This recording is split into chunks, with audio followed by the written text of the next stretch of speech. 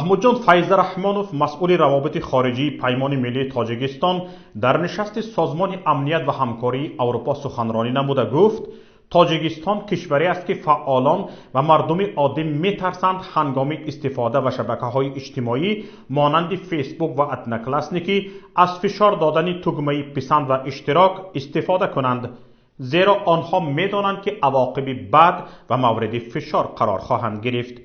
او گفت نمایندگان دولتی تاجیکستان در اینجا از آزادی بیان با صدای بلند صحبت میکنند.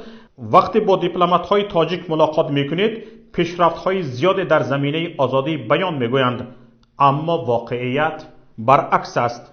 But the reality is something totally else. محمودجان فیضرحمانوف یادآور شد که ماه ایون سال 2018 پارلمان تاجیکستان ماده 179 قانون مجازات را تغییر داد که لایک و همرسانی در شبکه‌های اجتماعی به عنوان جنایت در نظر گرفته می‌شوند که 10 سال حبس در زندان معین شده است. در ماه می سال 2018 علیجان شریپوف به دلیل تماشا، لایک ماندن و به اشتراک گذاری فیلم‌های تجمع‌های حزب نهضت اسلامی تاجیکستان در خارج از کشور به 9.5 سال زندان محکوم شد.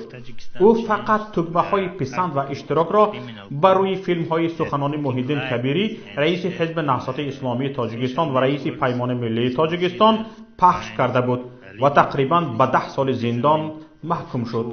محمودجان فیضرحمان افزود 2 ماه پیش در ماه ایول سال 2019 یک شهروند دیگر با نام ابراهیم قاسموف از ناحیه پنجکند به همین دلیل لایکمانی به 9.5 سال زندان محکوم شد. Liking and sharing videos of gatherings was held by ضمن سخنرانی خود فیضرحمان از نمایندگان حکومت تاجیکستان که در این کنفرانس شرکت داشتند خواست توضیح دهند که چگونه قرار دادن لایک یا اشتراک گذاری به عنوان جرم تلقی می شود. محمودجان فیضرحمانوف مسئول روابط خارجی پیمان ملی تاجیکستان همچنین از سازمان امنیت و همکاری اروپا درخواست نمود که از دولت تاجیکستان آزادی علیجان شریپوف، ابراهیم قاسموف و همه کسانی را که به دلیل گذاشتن لایک و همرسانی در شبکه‌های اجتماعی زندان شده اند طلب نماید. در نشست سازمان امنیت و همکاری اروپا که در شهر ورشو لهستان ادامه دارد، روزنامه‌نگار حمیرای بختیار نیز برآمد نموده تاکید کرد که در تاجیکستان آزادی بیان، ابراز اندیشه محدود است. روزنامه‌نگاران تعقیب می‌شوند. باید از حکومت تاجیکستان طلب کرده شود که تعقیب روزنامه‌نگاران و فشار به آنها را بس کند.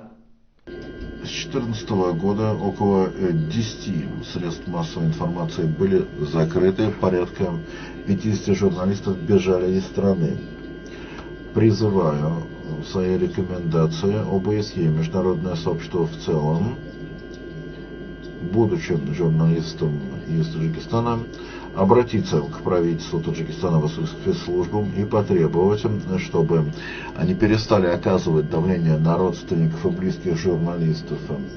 Члены семей в Таджикистане подвергаются моральному террору со стороны правительства с тем, чтобы журналисты вернулись в страну.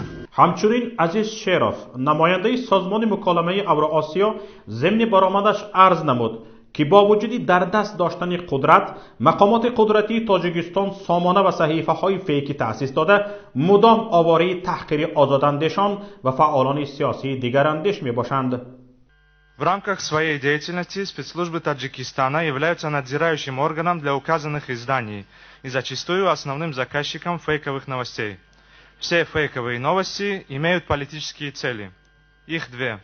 Первое – повышение авторитета властей, искусственное создание положительного имиджа деятельности руководства республики и действующей партии власти. И вторая цель, скорее всего основная – распространение дезинформации, умышленной клеветы и всяческих нападок в адрес представителей гражданского общества и таджикской оппозиции, и в основном в адрес Национального альянса Таджикистана и его руководства, которые официально зарегистрированы и действуют в Европе. Спецслужбы Таджикистана, создавая и контролируя деятельность своих фейковых аккаунтов и фейковых новостных групп на просторах интернет и особенно в социальной сети Facebook, запускают также поток угроз, вплоть до угрозы убийства. и лживых и оскорбительных комментариев на публикации Национального альянса Таджикистана. В комментариях можно увидеть все фейковые аккаунты МВД и ГКНБ. Их насчитывается около 150.